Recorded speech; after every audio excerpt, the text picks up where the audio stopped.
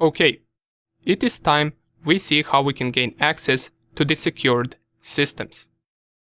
In the previous few videos, we talked about and we attacked machines that had some vulnerability inside of them, whether it was the operating system vulnerability, an outdated software, or weak credentials.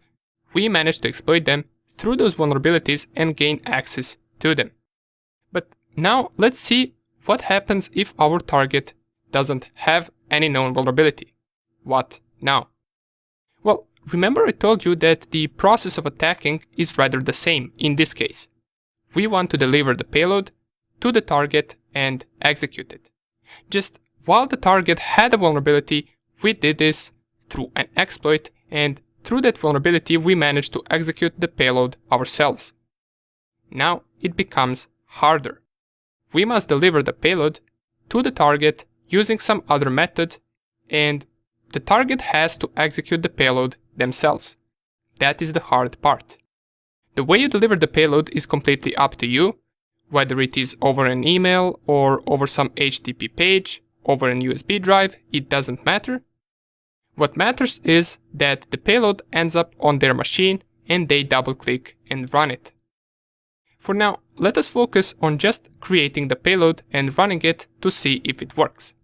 For this, I will use Kali Linux machine to create the payload and I will execute it on my main Windows 10 machine. You can run our payloads on the Windows 10 machine that we installed in the previous section, or you can use any other Windows machine whatsoever. It doesn't even have to be a Windows 10. It is completely up to you. Just one thing that we must make sure is that Windows Defender and antivirus software are turned off. Why? Well, we're going to be creating a payload using Msfvenom tool from the Metasploit framework, and since many people use the exact same tool to create the exact same payloads as we will right now, those payloads are well known to every antivirus software and they will get detected quickly. However, for now our goal is not to bypass antiviruses but to just create a payload and get it to work. So turn off your Windows Defender, and I will do it right here as well. You can go to this arrow, click on the Windows Defender, and the one thing that we want to turn off is under this virus and threat protection. We want to go to the manage settings and turn off the real-time protection. It will ask you for the administrator password, and once you type it in, it will turn off the real-time protection, as it says right here. So I will close this, and now let's create our very first Trojan. As I already said, for this we will be using a tool called Msfvenom. So I will open a terminal right here. Why we are using Msfvenom? Well, it is a known tool and it is used to generate payloads really fast. In just one command, we will be able to generate a program that will gain us an access to the target system. So let us see how we can create a simple one first. If I type the command msfvenom-h, right here we're going to see our available options with the Msfvenom.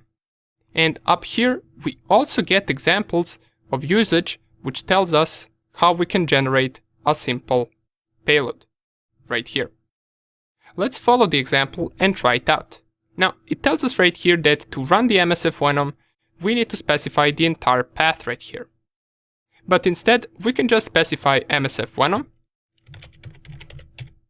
It will still recognize it as the tool that we need, and we can write our options right after it. So let me clear the screen so we can see the command better.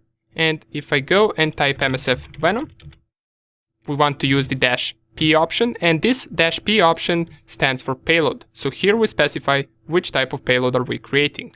In my case, since I'm going to be attacking this Windows 10 64-bit machine, I want to generate a Windows/x64/meterpreter/reverse TCP payload.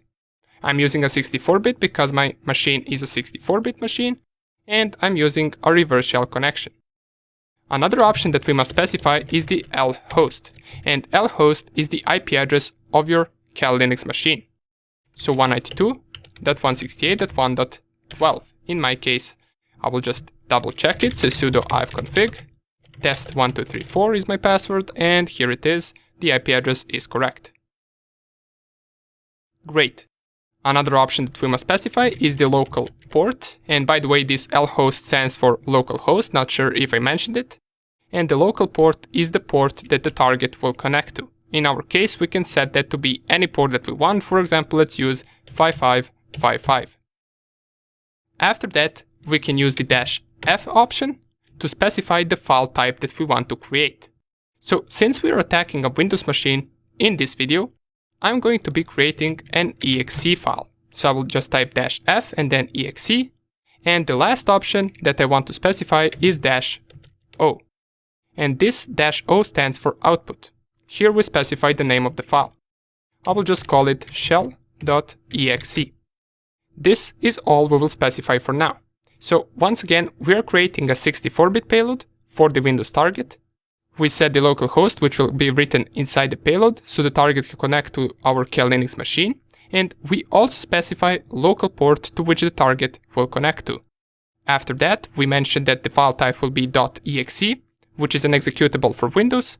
And at the end, we output all of this with the name of shell.exe. Let's press enter.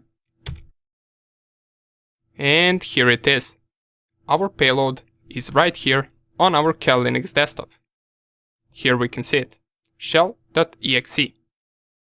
This program, once executed on the target machine, will grant us an access and give us the Meterpreter shell on that machine. Let's move it real quick to the target machine, and this is something that you can do however you want. You can plug in the USB device by going in Kali Linux, then on the devices, then USB, and select the USB device right here. Then you will transfer it to the USB device, and from the USB device you will transfer it to your target Windows machine. Or you can also go to the devices, click on drag and drop, and set to bidirectional. This simply means that you can just copy the file from the Kali Linux desktop and paste it or just drag it to the Windows 10 desktop, in my case. In case you're using another virtual machine that you're attacking, you can just copy it first to your main machine desktop and then from the main machine desktop, copy it to the desktop of your virtual machine. Just make sure that in the target virtual machine, you also set the drag and drop to bidirectional.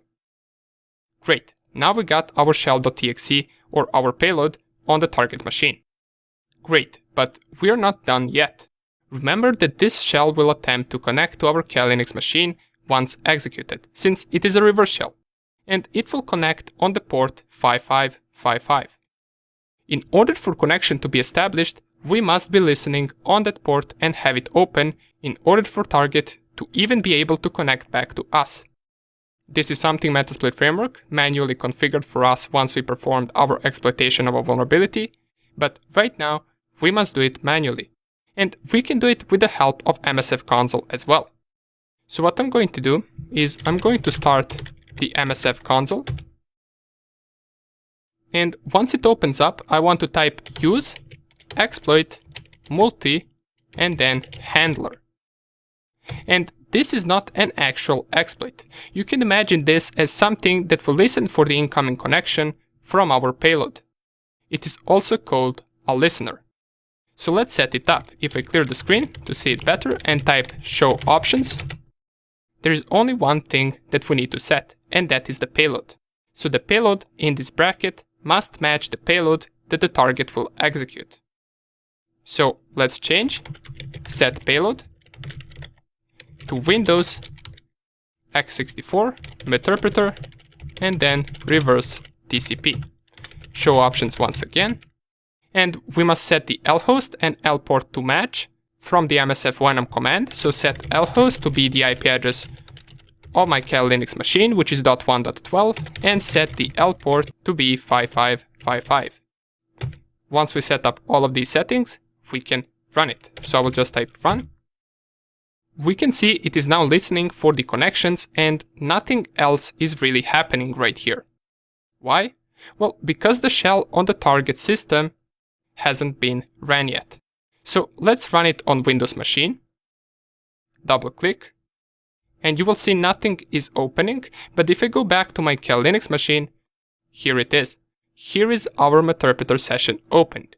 And it is identical to the ones that we had during our vulnerability exploitation section. Just this time, we created and delivered it manually, and we also manually set up our listener. Keep in mind that this didn't exploit any vulnerability. We are just relying on the mistake from the other person that is using target machine to execute our file. Otherwise, if the file doesn't get executed, we don't get access to their machine. And another thing to keep in mind is that listener, or in our case this multi-handler that we have, must be ran before the payload, or before this shell.exe, which is kinda logical, since if the target runs our file and we weren't listening for the connection, then they won't be able to connect to our machine. You can also notice on target's desktop once again, nothing is really happening, so they might think that the program they executed didn't work, and they won't question it that much. But of course we got the connection right here, and we can use all of the commands that the interpreter gives us. We can, as usual, enter a shell, type who am I, type ipconfig, and all the other commands that we can execute. Type dir to check out all of the available files on the desktop. And if I exit this, exit out of the interpreter shell, since we successfully gained access to it once again. But keep in mind that, of course, this was just a basic example, and we will see in the next few videos how to create a little bit more complex payloads. See you in the next video.